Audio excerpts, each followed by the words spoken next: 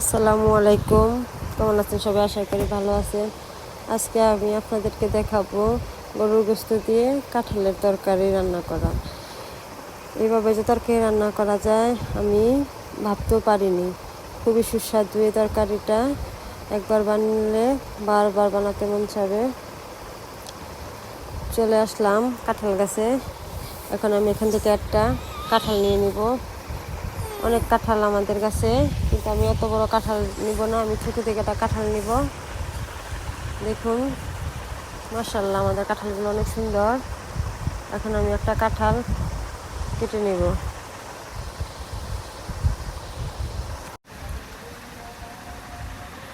এই তো এখন একটা কাঁঠাল আমি কেটে নিব। এই যে দেখুন,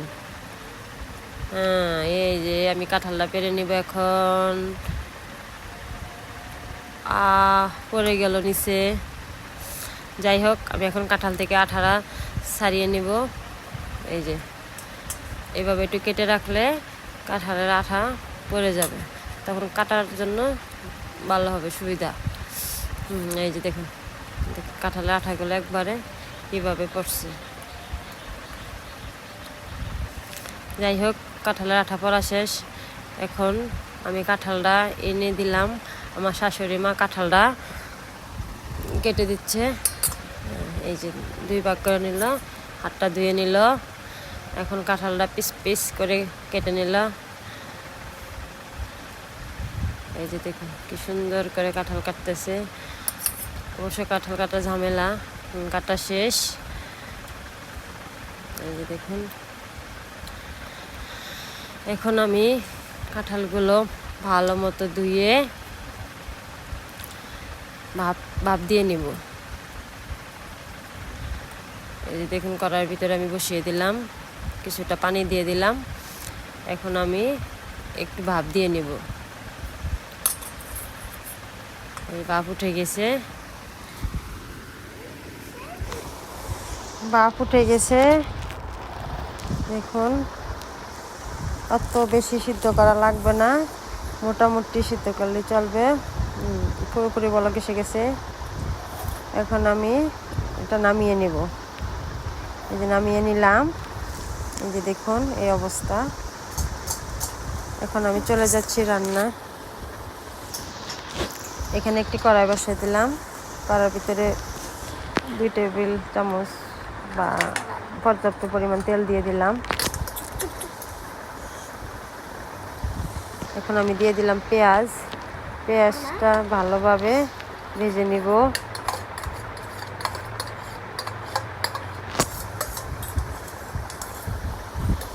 এটার ভিতরে দিয়ে দেবো এখন আমি দারুচিনি আর এলাচ। তেলের ভিতরে দারুচিনি এলাচটা ভাজলে সুন্দর একটা ফ্লেভার আসে, তাই আমি তেলের ভিতর দিয়ে দিলাম। এখন দিয়ে দেব রসুন বাটা, 1.5 টেবিল চামচ রসুন বাটা। যেহেতু এখানে আমি গরু গোশতে রান্না করব, মশলাটা বাড়িয়ে দেওয়া লাগবে। আর দিয়ে দেবো আদা বাটা, 1.5 টেবিল চামচ আদা বাটা। দিয়ে দিছি হলুদের গুঁড়ো, দিয়ে দিছি মরিচের গুঁড়ো, ধনিয়ার গুঁড়ো, গরম মশলার গুঁড়ো। এই যে আর দিয়ে দিলাম 5 ফোড়নের গুঁড়ো। এখন আমি আর অ্যাড করলাম মাংসের মশলা। এগুলো সবগুলো দিয়ে আমি ভালোভাবে মশলাটা কষিয়ে নেব।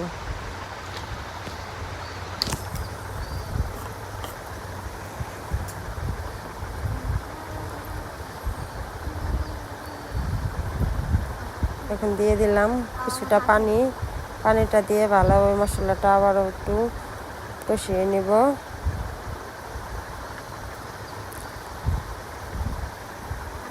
এখানে জিরা গুঁড়ো দিতে আমার মনে ছিল না, তাই আবার দিলাম। পুরোপুরি মশলাটা কষানো হয়ে গেছে। দেখুন উপরে তেল চলে আসলো। এই পর্যায়ে আমি দিয়ে দিব আগে থেকে রেডি করে রাখা গরুর গোশত। আমি এখানে হাড় ছাড়া গরুর গোশত নিয়েছি আর তেল নিয়েছি। কাঁঠালের তরকারির ভিতরে যদি আপনার গরুর গোশতের তেল থাকে তাহলে তরকারিটা অনেক মজা হয়। এখন আমি নেড়ে চেড়ে ঢাকনা দিয়ে ঢেকে দিলাম। এই যে দেখুন এই অবস্থায় আমি একবার নাড়াচাড়া দিয়ে নিব। এইভাবে আমি গোশতটাকে আমি রান্না করে নেব। এই যে দেখুন তেল চলে আসলো উপরে। আপনারা অবশ্যই এটার ভিতরে পাঁচফোড়নের গুঁড়াটা দিবেন। পাঁচফোড়নের গুঁড়াটা দিলে সুন্দর একটা ফ্লেভার আসে। এই যে দেখুন আমার গোস্তটা প্রায় সিদ্ধ হয়ে গেছে। এই পর্যায়ে আমি দিয়ে দিলাম সিদ্ধ করে রাখা কাঁঠাল। কাঁঠাল দিয়ে ভালোভাবে নেড়ে ছেড়ে ঢাকনা দিয়ে রেখে দিলাম। এই যে দেখুন কাঁঠাল দিয়ে আমি ভালোভাবে কষিয়ে নেব তরকারিটা।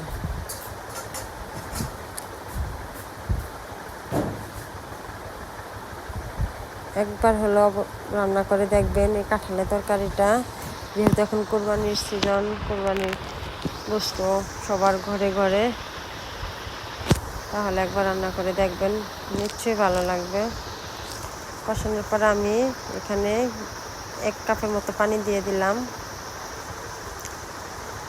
প্রায় সিদ্ধ হয়ে আসছে আমার কাঁঠালের তরকারিটা। আমরা সাধারণভাবে যেভাবে তরকারি রান্না করে গরুর গোস্ত তরকারি সেইভাবেই রান্না করতে হবে, কিন্তু মশলাটা একটু বাড়িয়ে দিতে হবে, যেহেতু আপনারা কাঁঠাল দিয়ে রান্না করবেন। প্রায় হয়ে আসছে আমার এই কাঁঠাল তরকারিটা।